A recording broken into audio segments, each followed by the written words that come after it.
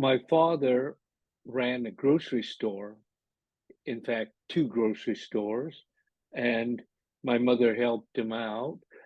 They worked also with his mother and father, who also had a grocery store, and they were part of a co-op, the Japanese grocery store co-op, and they could buy in bulk and actually compete with Safeway in terms of prices. And the other mom and pop stores that were non-Japanese were jealous because they couldn't compete in terms of prices. Uh, After Pearl Harbor, customers stopped showing up because his clientele were predominantly white people who lived in apartment houses nearby that went to their mom and pop store. You know, things were different then. Uh, and so he knew right then and there that his business was over. And a week before the evacuation, they were given a notice that they were going to be moved. And so they had to liquidate everything, which they had expected, but they sold things at uh, fire sale prices and lost a number of things that were irreplaceable for them in terms of sentimental value. And they sold their piano, which just pennies on a dollar. And it was like a fire sale throughout the whole city in terms of what the Japanese had to go through and sell within a week. They left some of their goods stored at the Buddhist church, which was then boarded up, and they didn't know whether they would get it or not. And I believe they turned some of their other items, like radios, to the Seattle Police Department, which they never did get back. And so they were given a week to leave. They were picked up on a corner in Seattle with I believe it was either an army truck or a bus. I don't know what kind of vehicle picked them up, and they were taken to the Puyallup Fairgrounds, which is about 30 miles south of Seattle, and the state fair was there every year, and it had barbed wire, machine gun nests, and guard towers, and they were given a place to live in in the grandstand area. Some of the people, bachelors, lived in the horse stalls, the animal stalls. My cousin, she was quarantined because she had the measles, so she had to go to an animal stall and be there until the quarantine was over for her. They were there for approximately 9 months. They had lost their business, they'd lost their home. Uh, they liquidated all their assets that they could, and they were at Puyallup, which was called Camp Harmony, of all things. Uh, they were there for 9 months and then taken to the Minidoka War Relocation Camp, and it was basically a concentration camp. It had guard towers, barbed wire, mess halls, barracks, and they lived in Block 26, Barracks 2. My brother was born there in December of 42, and I was born in 1945, but there was a miscarriage in between. So it was not a happy place. Um, my grandparents were there, and our relatives who were in America were all either at Minidoka or Tule Lake concentration camp in California. Again, there were no crimes committed. They were put into concentration camps according to three presidents later on. Reagan, Bush Sr., and Clinton because of race discrimination, wartime hysteria, which was really propaganda, and now it still exists as fake news, conspiracy theories, and just flat out lies. And the third reason was failed leadership. That's what the three presidents said: race discrimination, wartime hysteria, and failed leadership. If you look around today, you don't have to look very far to see failed leadership if you look at our Congress. So those factors are still there. Race discrimination, you look at Black Lives Matter and anti-Asian hate. Hate crimes have gone up against Asians. So all three of those factors are still here today. So they were put into the camp. They were there for about 3.5 years. My mother was pregnant almost all the time there. And we returned to Seattle in 1945, I think in September or October. We were the last family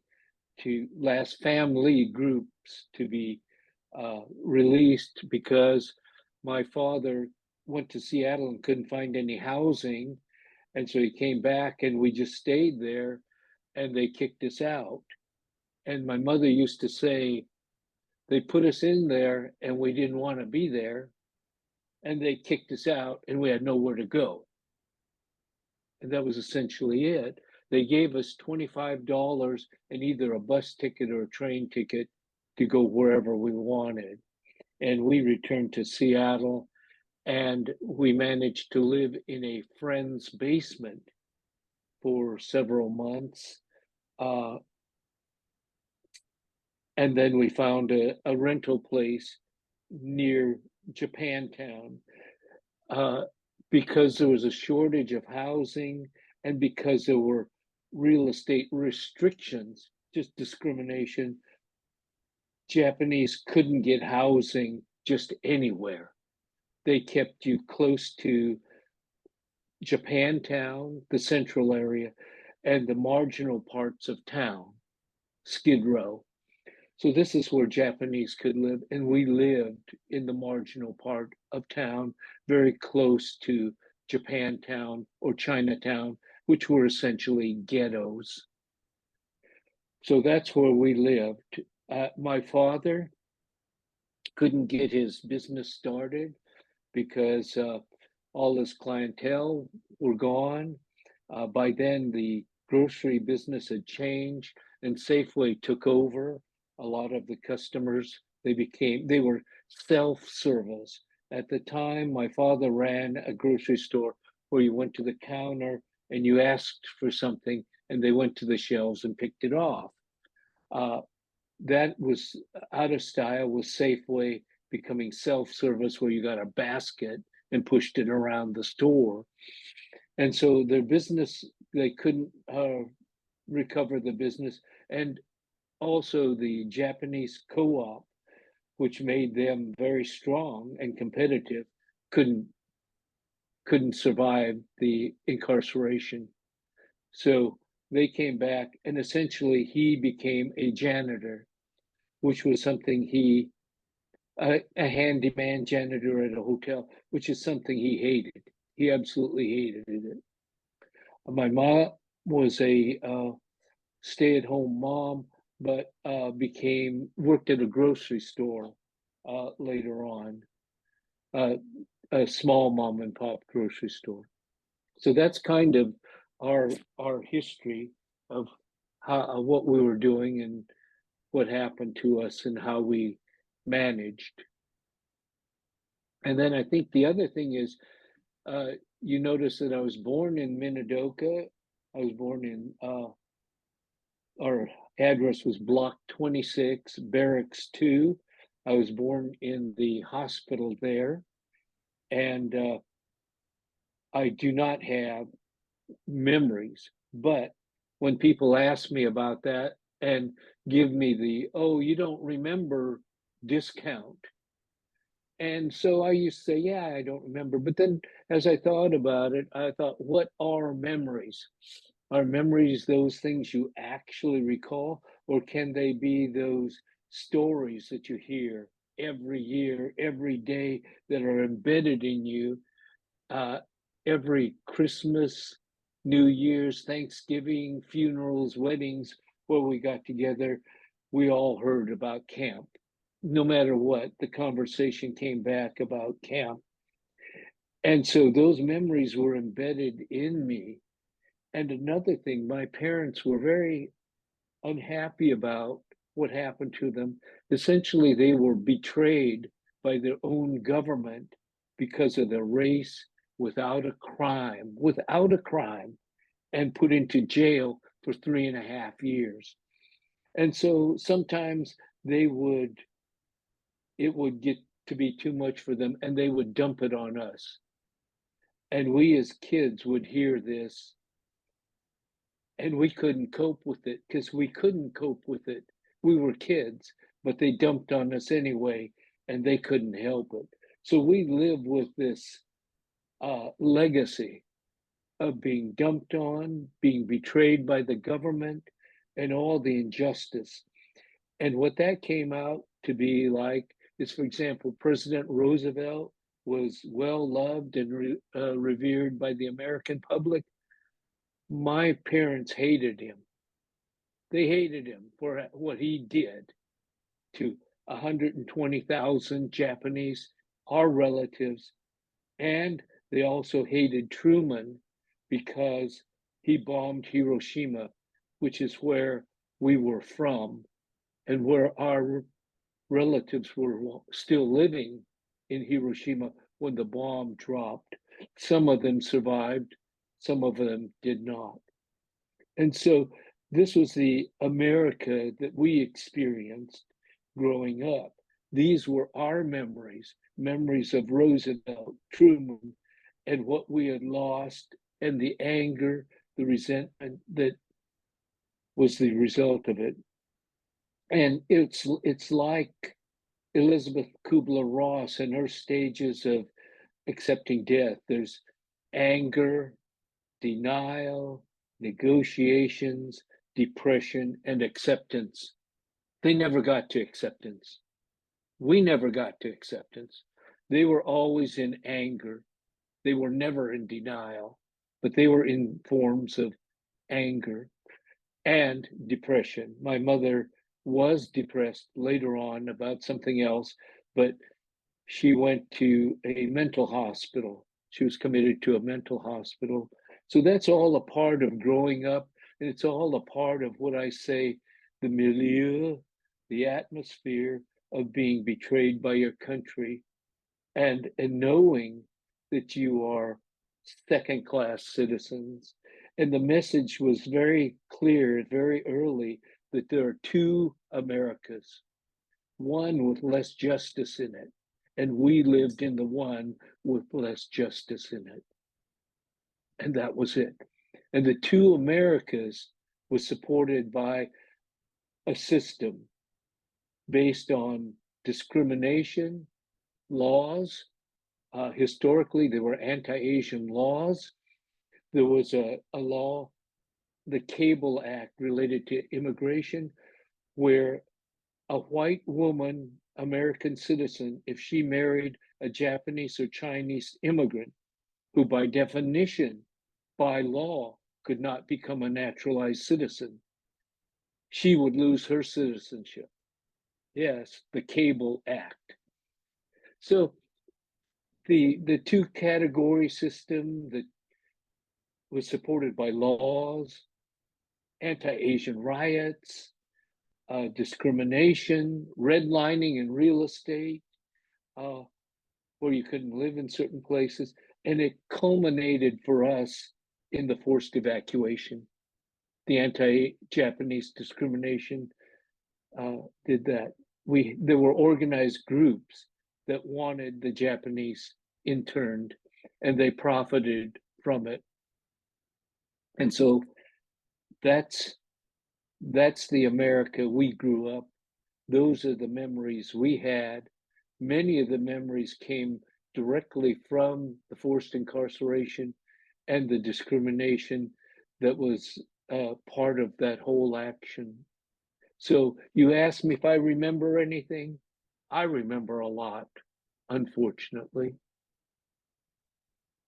So I get that question often because I do presentations. But it's just the life we had to live. We had no choice. No choice. My mother was born in Seattle. My father was born in, of all places, Gold Bar, Washington, which was a logging camp. So they were American citizens. Their parents, of course, were not, because they couldn't become American citizens by law. So, yes, these were American citizens. They were supposed to have rights as American citizens. They did, their rights were denied. And Gordon Hirabayashi was a student at the University of Washington, and he protested elements of the forced incarceration, the curfew and all that. In his case, went to the Supreme Court of the United States, and it was denied. The forced incarceration elements were upheld. Fred Korematsu, same thing, went to the Supreme Court, was denied. Minoru Yasui went to the Supreme Court. His case was denied. So you have a situation where the Supreme Court denied all these Americans their rights. And then finally, Mitsui Endo, towards the end of the war, when things were going well, she went to the Supreme Court. Her case went to the Supreme Court, and it was accepted. She won, and her basis was habeas corpus. If accused of a crime, if put in jail or such, you need to be accused of a crime, habeas corpus. We were never accused of a crime. We never committed a crime. No crimes were ever committed or proven. And so the court said, oh, it's a case of habeas corpus. They were not, given accused of a crime, so they can be released. And so we were released. You look at our Supreme Court now, is it just, I don't know. It was the Supreme Court during World War II, was it political? Who knows? Is this Supreme Court political? Depends on your opinion. So that's something that America should be afraid of, because those decisions, Korimatsu, Hirabayashi, and Yasui, are still on the Supreme Court books. They're still there. They haven't gone away. So yeah, you should be afraid, maybe. There was what they called apartments, and it was an army barracks because it was patterned after the army. The army made it, and so it was patterned after an army barrack. And ironically, when I went into the army, I looked at it, and it was an army barrack, and I had seen the Minidoka barracks, and they were exactly like the army barracks that I was living in as a soldier. They were the same things that we were living in as a family. They were apartments, but they were the walls were not walls. They were like blankets or curtains, and they were divided up so that several families lived in one barrack. Uh, there was a potbelly stove. There were windows. They were drafty. Our barracks just had tar paper walls on the outside, and so they were drafty and dusty, and dust came through. The latrines were other barracks. So if you needed to go to the bathroom, really, you had to go to the latrine and, walk outside in the cold, the rain, the mud, the heat, and go to the latrines. And they were like um, outhouses with seats and holes in them, no dividers, and you would either sit there or do your business there. And some people were so embarrassed they took a bag and covered their head when they went in there, or they brought cardboard dividers to go to the bathroom. So you had to go to the bathroom, and they were like gang showers, laundries that were barracks, so laundry barracks, uh, latrines, mess halls, which were barracks. So you line up at the mess hall and you get fed, uh, like an army. People would scoop stuff and put it in there, and the people who were the cooks were not always qualified, so food poisoning did occur. My mother experienced food poisoning from Vienna sausage. They got bad Vienna sausage more than once. At one time in Puyallup, they served bad Vienna sausage, and so late at night there was this huge lineup at the latrine, and the guards thought it was a riot, and it was a bunch of people who had diarrhea and food poisoning. That was one situation that happened more than once. Also, there were riots in Manzanar, and I think 2 people were shot and killed by the guards. One person in Minidoka ran to the fence and they shot and killed him. And my mother explained that he wasn't all there mentally. And so he was killed. And killing Japanese was not a crime. This is not a crime. You're the guard, they're trying to escape. And in there was another place, Lordsburg, which was a POW camp, which housed Japanese POWs.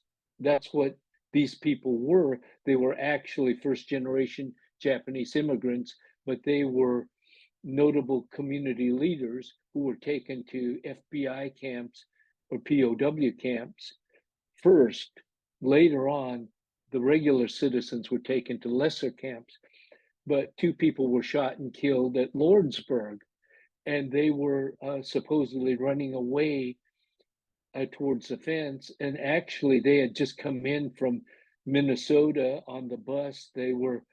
Both were handicapped, so they were the last people in line. Everyone else had gone into Lordsburg, and they supposedly rushed the fence. One was disabled and could barely walk, and the other was handicapped.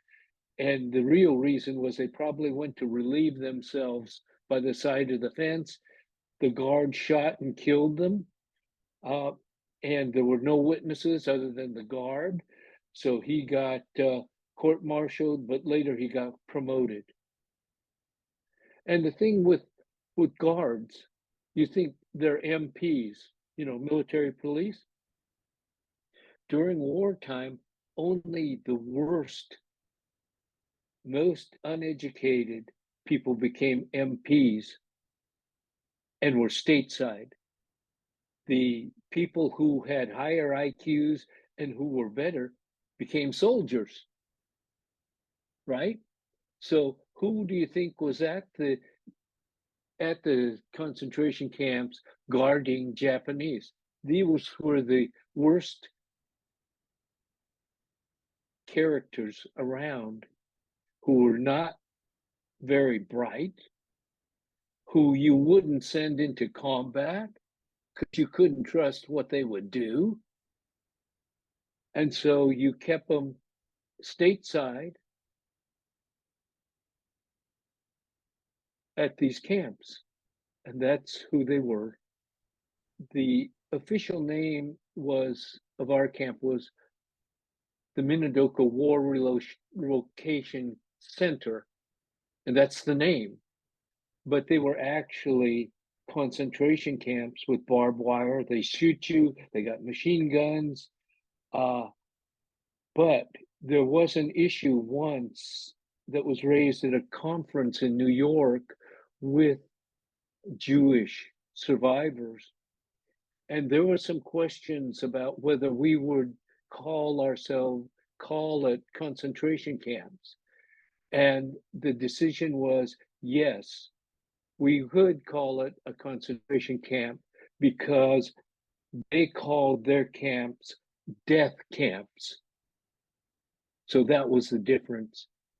They went in and were killed. We went in and we were not. So we were in a concentration camp. They were in death camps. You look right now, it's not the same. Like Mark Twain said, history doesn't repeat itself, but it rhymes. So what we see is some rhyming. You just take a look at what's going on at the borders. These are not citizens, of course.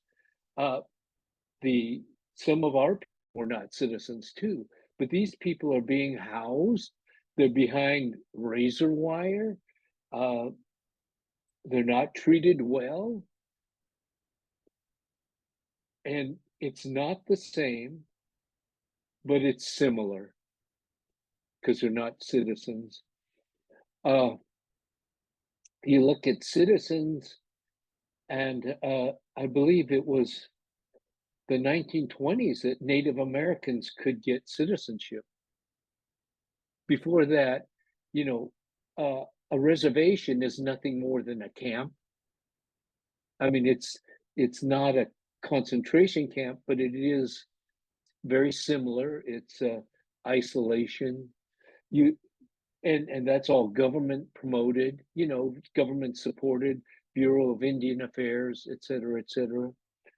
And so, yes, this is a part of America that there are actually at least two different Americas. One has less justice in it, and laws and rules and discrimination maintain that.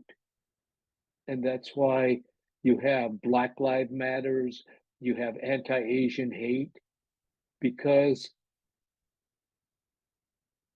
it looks like to some that the minorities want to have the rights of the other America.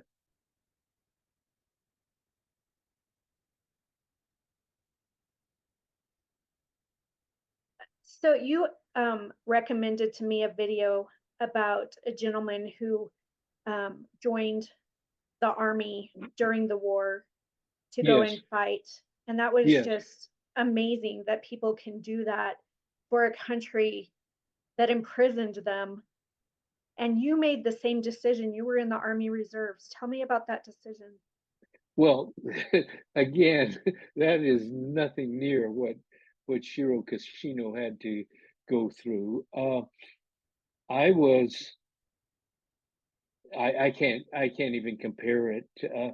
He had his parents, he had his relatives in concentration camps in America. He volunteered.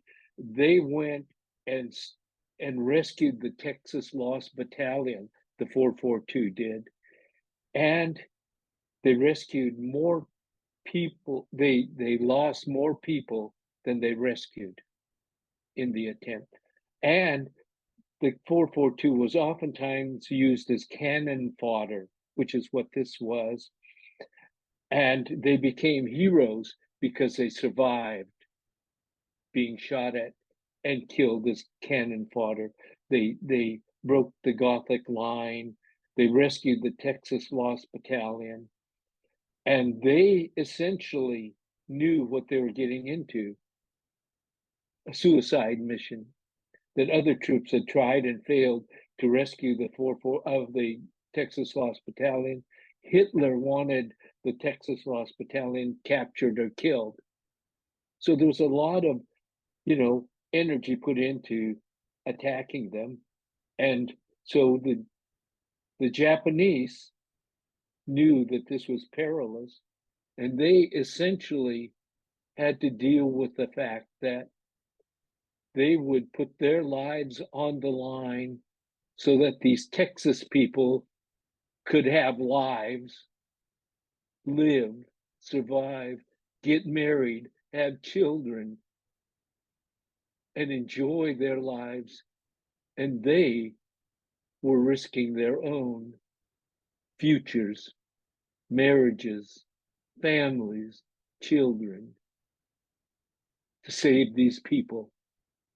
And they did it. And they lost lives doing it. They gave up their lives. Essentially, you are taking the marginalized people, the other Americans who gave up their lives willingly for the other America and the other Americans. So, yeah, my decision to join the Army Reserve was nothing like that. My circumstances were during the Vietnam War. I was a university student, and I got classified 1A because I fell behind in credits, but I made them up. But I would be drafted afterwards once I graduated, so I joined the reserves and the Army Reserves. So that does not compare at all to the sacrifice of the 442. And I became an Army medic, and I served in a hospital unit. Our unit did see combat in Desert Storm, but I was gone by then. I was long gone. So my decision to join the reserves was nothing. But when I was in the Army, I was one of the only Asians in our platoon. And some of the people, one person said to me, I saw your picture in Tigerland. That's where they trained people to go to Vietnam, infantry. And I said, oh, yeah, really? He says, yeah, yeah.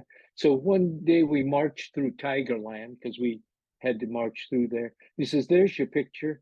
And it was a picture of a slant-eyed Asian guy with one of those straw hats, pyramid hats, with a rifle. And it said, this is the enemy. And yeah, and so I said, yeah, sure, that's my picture. They would say stuff like the guys who were in Vietnam, they said, I knew your sister in Vietnam. They didn't say knew your sister, they said something else. And I would get that regularly, that, oh, yeah, I knew your sister when I was in Vietnam. How does it not happen again? Well, we need to overcome the causes. How can we make America a more just country, one where racial discrimination is not so prominent? I asked the question. I don't have the answer. I do have an answer later. How do you make it so that people don't believe fake news and propaganda and act on it? I don't have an answer. How do you deal with failed leadership when you look at our Congress? I don't have an answer. But my only real answer is that through what I could do is through education, that I tell my story, do my speaking engagements, so that students can become rational thinkers and critical thinkers about what's going on around them, because dictatorships and tyrants love bystanders. Dictators and tyrants hate critical thinkers. And what we need is young people who are critical thinkers, who can deal with and understand and move us beyond where we are in terms of race discrimination. It'll always exist, but move us on, to move us beyond fake news, lies, and making decisions based on facts, and to finally become leaders and deal with this issue of failed leadership. That's all that I can say. It'll never be done in my lifetime. I say what I say in hopes that others will pick up the baton, but that's all that I can do. And then I contribute to organizations like the ACLU. There's a Sudo for there's a Japanese uh, organization that deals with the border issue and the confinement of the people there. Sudo for Tori, anyway. So that's what I think. I do my small part, and Gandalf, the wizard from uh, the trilogy of the ring, said that evil is not overcome by,